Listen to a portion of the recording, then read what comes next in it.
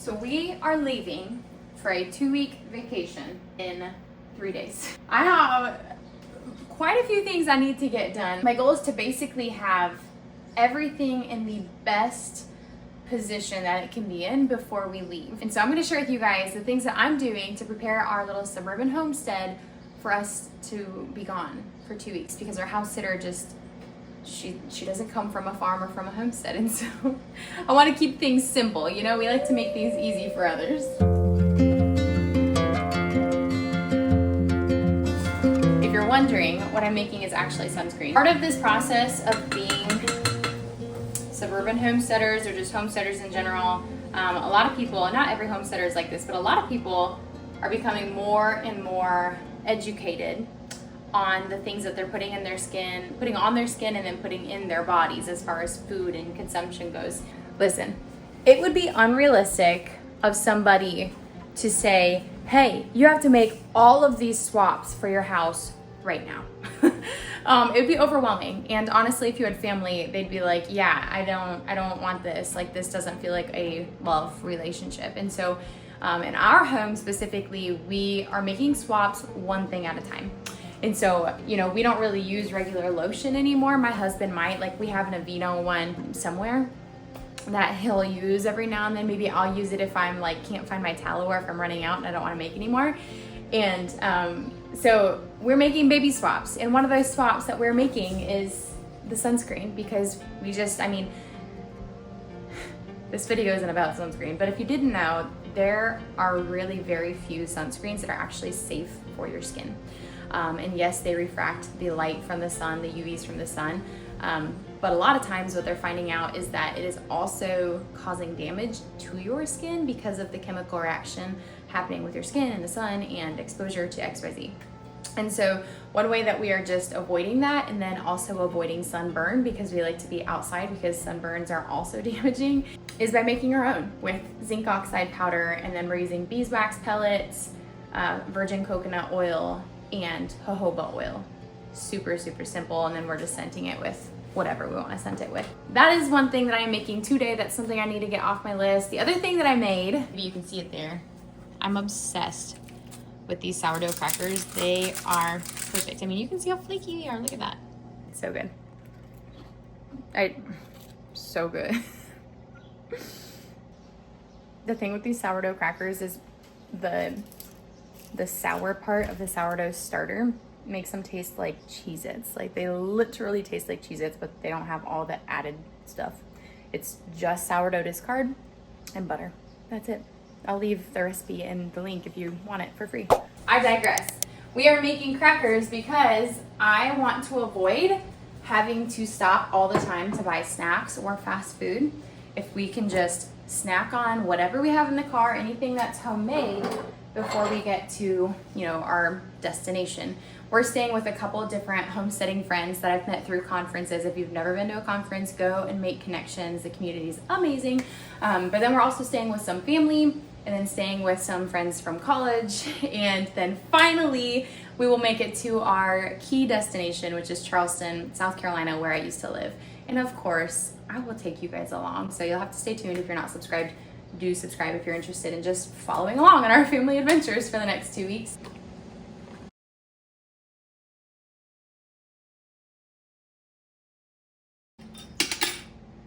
I can't stop eating these crackers. They're so good.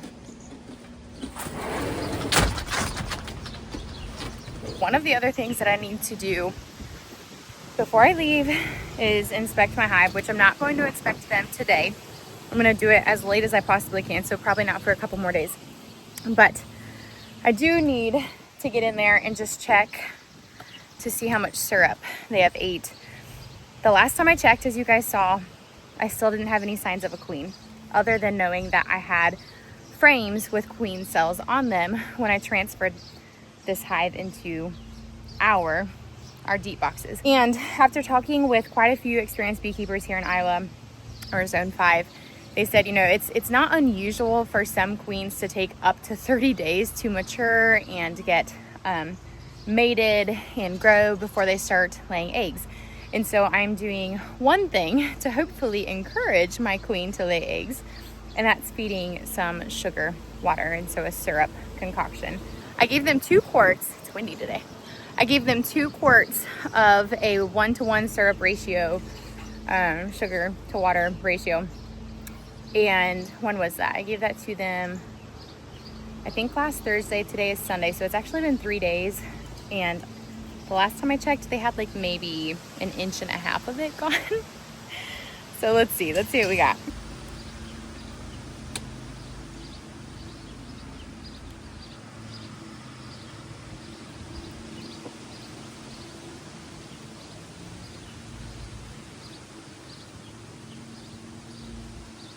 Yeah, not a whole lot. They're not taking a whole lot of it, and that's okay. We might just be using it as they need it or as it drips out. They want this lid back on because it's windy out today, but look at those girls doing their thing, staying busy, making honey, at least for now.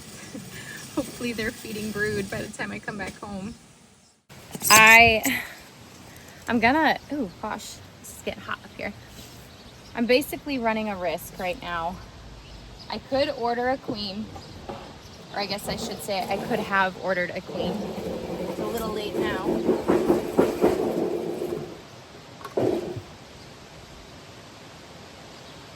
So I could have ordered a queen, a mated queen, and put it in there and basically just risked wasting $50 to $60 if there was already a mated queen, but she just wasn't laying it. They would have fought to the death and one of them would have died, and then I wouldn't have necessarily needed her. Or I could do what other people have been telling me that I should do, and that's just wait. And I'm really not good at waiting, especially when it comes to like taking care of something like thousands of bees. But typically these bees during this season last anywhere from 4 to 6 weeks. And the brood that I got on the frame was on May 29th. And we don't get home until July 2nd. And so that brood alone will be 5 weeks old by the time I get back. So some of them should still be alive. So as soon as I come back, I will be checking my hive. And if there's still no sign of a queen, then I'm absolutely ordering one and getting one in there as soon as possible. It is so windy out today. It's been it's been super stormy, actually. Lots of rain, which isn't the best thing for a beekeeper because it knocks all of the pollen and the nectar and stuff off plants. But it's really good for the gardener. And so I also need to prepare my garden.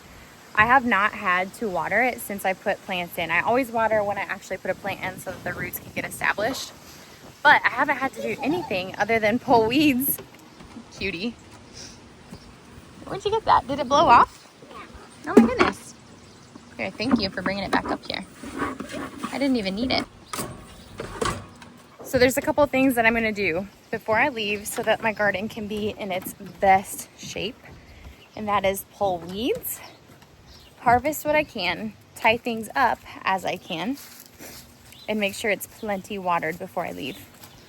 I should probably also harvest this mint because it's starting to, I don't know if you guys can see that. I've got okra down here, but the mint is starting to skyscrape over it. And so I need to cut that mint back. And I believe this is a mojito mint. That is my guess based off of the looks and the way that it smells.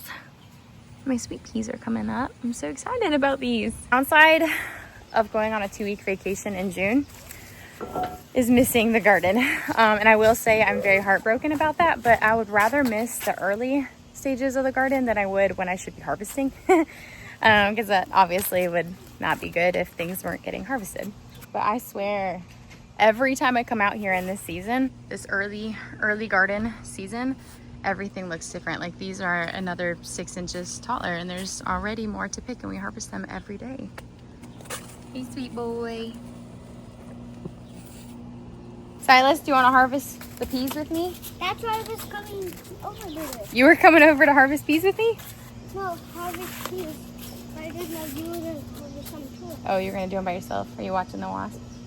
Yeah. He shouldn't bother you. Just leave him alone. I found a good Snoopy. Oh, Whoa. Snoopy. Put him in there. You got a little bucket and I got a bucket. Those snap peas and the winter peas are basically the only thing we're harvesting right now. And I love them. They're very He good does with love different them. hummus, and I am really nervous that I'm actually going to miss the window for my radish seed pods. I have spoke so much on these things. These are all radishes that have gone to bolt. That's what you're looking at here. Down under here. You can see there. Those are radishes there. I should probably pull a couple, but you know. Oh yeah, I definitely should because they are covering up my peppers and I don't want that to happen. So maybe I'll actually get a panel in here. But these are surely going to sprout while I'm gone, which is a bummer. Hopefully not. Fingers crossed when I come back, they'll be ready. My dill is also looking phenomenal. So I'm going to go get a jar and put the beans in the jar, put water in the jar, and then that's how I'll clean them. And then I'll set them in the sink. And that's how he's gonna clean them. He's so precious.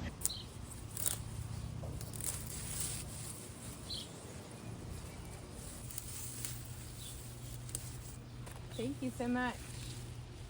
Sorry, but there's only 2 jars. Sorry. This just looks like chaos. But let me explain what I'm doing here. Beforehand, the radishes, because I'm letting them bolt, they're getting much bigger than they typically would, right? I mean, typically they're harvested by now. And so the leaves, the foliage, were leaning over into the peppers because they're trying to get as much sunlight as they can. So I broke off anything on this side, and then I just aggressively shoved a tomato cage in here, or a pepper cage, whatever you use them for, to hopefully encourage the foliage to stay away. Now, the only thing is I also have peppers on this on this side. So there's no radishes ready right now.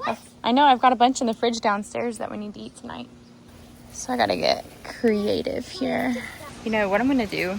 I'm actually gonna go get some of my twine. I'm gonna tie those radishes up to that tomato post so that they have to go upward and not horizontally, and cover my peppers.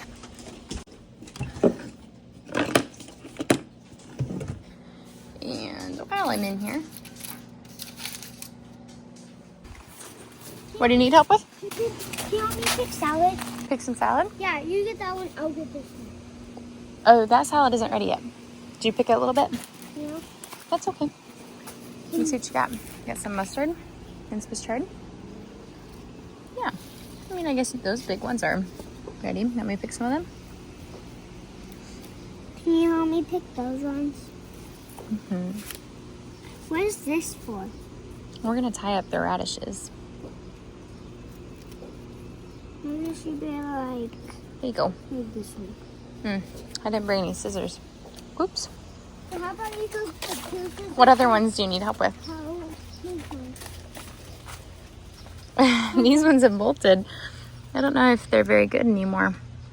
You want to add some onion to your salad? Onions? Yeah, that's what these are right here. These are walking onions. Walking onions? Can you believe that? Walking onions. Silas would like to share with you guys about his salad. Okay, so I'm gonna eat my salad there, and I already got some more salad in the fridge that I didn't eat, so I'm gonna add this side and whatever side so I can have a bigger side. What's in the salad in the fridge? It's kind of like it's the same stuff, but like I'm gonna eat today in a minute. And mommy's gonna like wrap up the radishes with Yep. this Hey, costume. can you tell them what kind of lettuce you have in your salad there? What is it called? It's called Swiss chard and mustard. Swiss chard and mustard. Hi again. Thanks for watching my video. Bye bye. Okay, this? it looks rough, but it's gonna work. I've got it tied up. Hopefully it stays up so that these peppers don't get super leggy. You can see right now, like they're already super tall because they were reaching. They're like, good Lord, woman, where's our sunlight? That looks like our first, what is it? It's a Hungarian wax pepper. Whoa. That's exciting. These beets are beaten. They are ready to be harvested, and my tomato is also ready for them to get out of here, so it can grow too. So let's get some of these out of here.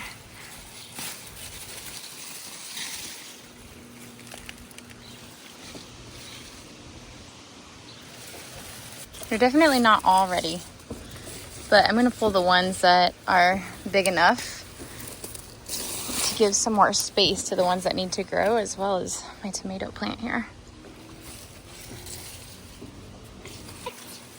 Those are beets.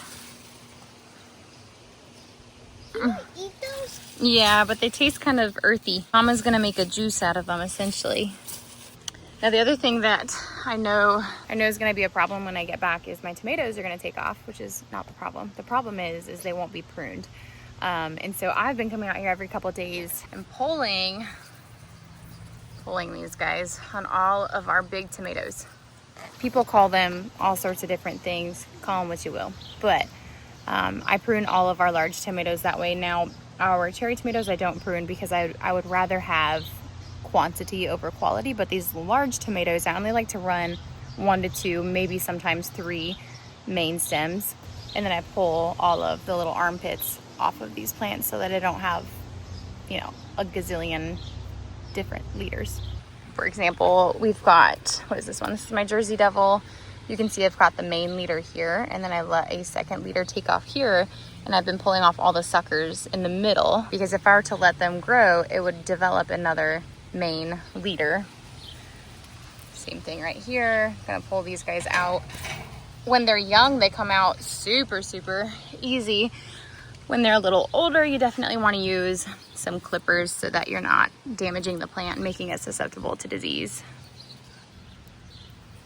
If you wanted, you could take these little suckers and stick them in water and they'll develop roots, and you could have another flush of tomatoes if you're feeling real grafty in the garden. Now, I do have things, different weeds. I mean, the grass I've been pulling out. Some of the dandelions I'm leaving because I will eat the dandelion greens if they're growing in the garden beds, because that means that my dog probably hasn't peed on them. And these guys, my accidental climbing peas that I planted, I need to start training them the other direction. They're trying to grab on to the bush beans here. I don't necessarily want that to happen. I'd love for them to go up the hydrangea bush here. You'll have to tell me if you have been here long enough watching this video to remember me sharing, I think it was 2 years ago, when I was like, look at this bush, like there were bees everywhere. Literally, it was like a bee. It reminds me of, you know, like in The Lion King and other animal movies, when there's like the gathering hole of when there's a drought, there's like this agreement across Mother Nature of, you know, anyone can come to the watering hole. Well, I feel like this is that, but for the bees, because there will be honeybees, wasps, flies. There's bees I don't even know the names of. There's just flying critters all over this bush, so much so that I don't even come in the garden for those few days where they're just all over it. It's loud, it's buzzy, it's kind of scary because there's a lot of things flying around. But I'm also kind of hoping that I miss that this year. All my volunteers. Plenty of ground cherries. I'm guessing this is probably a Jersey Devil if I'm looking at Jersey Devil, or pineapple would be my guess here. I am gonna go ahead and get a head start and try my best at getting my super sweets here. Super sweet 100s, hands down my favorite cherry tomato. I'm gonna try to my best to get them just tucked into the cattle panel for now. I know when I come back, there's gonna be a lot of work to do, especially with my cucumbers, because they are just now starting to have little tendrils, these little guys. And so they're finally starting to grab onto the cattle panel, but they've looked like this for so long. They've just kind of been chilling in the beans. But now I need to start training them up. They'll start climbing naturally if I can get them trained up early.